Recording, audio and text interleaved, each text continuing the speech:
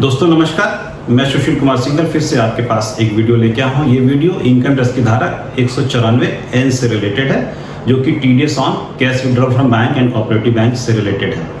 और इस पहले हम प्रोविजन समझेंगे इसमें क्या कहना चाहती है ये सेक्शन।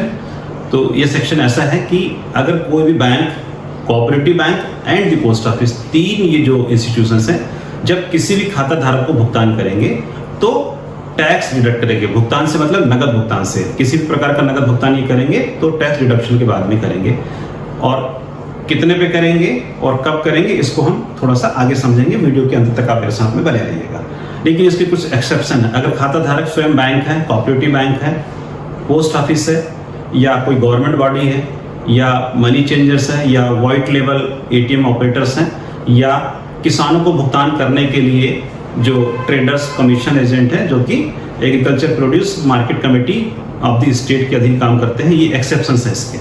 मैंने एक्सेप्शंस को पहले इसलिए डिस्कस कर लिया है क्योंकि हमें क्लियर रहे कि डिडक्टर को डिडक्टी से टैक्स डिडक्ट करना है, लेकिन किन लोगों को छोड़ के करना है। तो ये यहाँ पे डिडक्टर और डिडक्टर से रिलेटेड बात अपनी खत्म होती है। अब हम प्रोविजंस की बात करते हैं कि कब काटना है और कितना टैक्स हमको डिडक्ट करना होगा। तो पहले जो प्रोविजंस उसके तहत ये था कि जब कभी भी कोई bank, cooperative bank and the post office, अब आगे जब भी मैं बात करूंगा तो हो सकता है मैं बैंक की आपसे बोलूं, लेकिन उसका मतलब bank, cooperative bank and post office तीनों से होगा। तो जब भी कोई बैंक किसी को भुगतान करेगी, कितना, 1 करोड़ रुपए से ज्यादा, 1 करोड़ रुपए से ज्यादा का भुगतान करेगी, तो जो राशि 1 करोड़ रुपए से ज्यादा की होगी उस पर बैंक 2% का टीडीएस करके ही भुगतान करेगा, और उसको हम लोग बोलेंगे टीडीएस। इस टीडीएस का इस्तेमाल खाता धारक जो है अपनी रिटर्न फाइल करते समय करेगा, और अगर उसकी टैक्स लायबिलिटी में उसको एडजस्ट किया जाएगा। अगर और लायबिलिटी होगी तो वो पेमेंट करेंगे, और अगर लायबिलिटी उनकी कम आती होगी टैक्स में से तो ये वापसी हो जाएगा। अब सेक्शन 194N में 1 जुलाई 2020 से एक अमेंडमेंट की गई। वो अमेंडमेंट बहुत ही महत्वपूर्ण है। वो अमेंडमेंट ये कहती है कि अपन उसको इस तरह से समझते हैं, अपन इसको दो भागों में बांटते हैं कि 2 तरह के खाता धारक हो सकते हैं। एक खाता धारक वो होगा जो रिटर्न फाइल करता होगा, और एक खाता धारक वो होगा जो रिटर्न फाइल नहीं करता होगा। तो प्रोविजंस ये कहते हैं कि अगर कोई व्यक्ति रिटर्न फाइल करता है और 1 करोड़ रुपए से ज्यादा का विड्रॉवल करता है, तभी उसके कैश पेमेंट में से बैंक डिडक्शन करेगा 2% की दर से, और वो भी सिर्फ उस अमाउंट पे करेगा जो 1 करोड़ से अधिक होगी।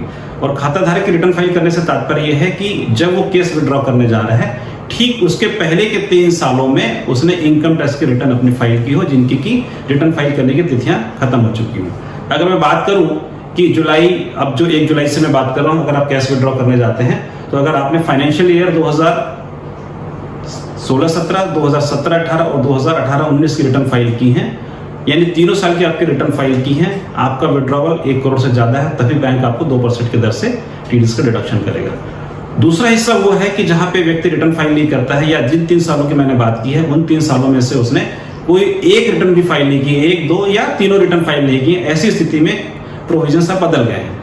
ऐसी स्थिति में जब वो कैश का विड्रॉवल 20 लाख रुपए तक करेगा तब कोई उसे डिडक्शन नहीं होगा। लेकिन अगर वो विड्रॉवल की राशि साल भर में 20 लाख रुपए से ज्यादा हो और 1 करोड़ से कम हो तो 2% की दर से टीडीएस होगा उस राशि में जो कि 20 लाख रुपए से अधिक होगी। एवं अगर ये विड्रॉवल की राशि 1 करोड़ से ऊपर हो जाती है तो जो 1 करोड़ से ऊपर की राशि होगी उसे 5% की दर से टीडीएस होगा। तो इस प्रोविजन को हम इस तरह से समझना चाहिए कि एक तो रिटर्न फाइलर्स लोग हैं और एक नॉन रिटर्न फाइलर्स लोग हैं। रिटर्न फाइलर्स अगर हैं तो 1 करोड़ के ऊपर ये प्रोविजन लागू होता है, और नॉन रिटर्न फाइलर्स अगर हैं तो ये प्रोविजन 20 से 1 करोड़ और फिर 1 करोड़ के ऊपर, 2 हिस्सों में इसके प्रोविजन आते हैं। 20 से 1 करोड़ के बीच में 2% और 1 करोड़ से ऊपर में 5%।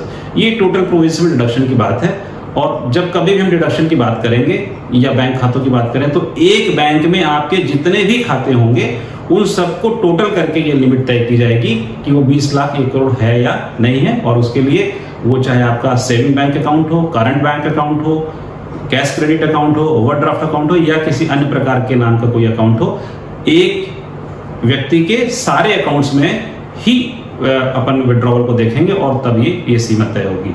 तो धन्यवाद दोस्तों, आप वीडियो को बहुत ध्यान से सुना आपने, और एक बार पुनः आप सबका धन्यवाद।